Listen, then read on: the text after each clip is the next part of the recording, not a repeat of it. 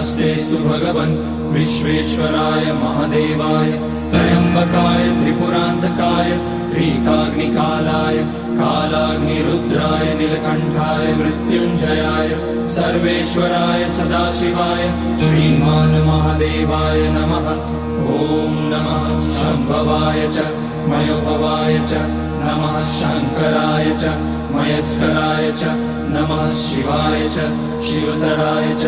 ॐ त्र्यम्बकं यजामहे सुगन्धिं पुष्टिवर्धनम् उर्वारुकमिव बन्धनान् मृत्योर्मुक्ष्यमामृतात्। नागेन्द्रहाराय त्रिलोचनाय भस्माकराय महेश्वराय नित्याय शुद्धाय दिगम्बराय तस्मै नकाराय नमः शिवाय। मन्दाकिनी सलिलचन्दन चर्चिताय नन्दीश्वर प्रमथनाथ महेश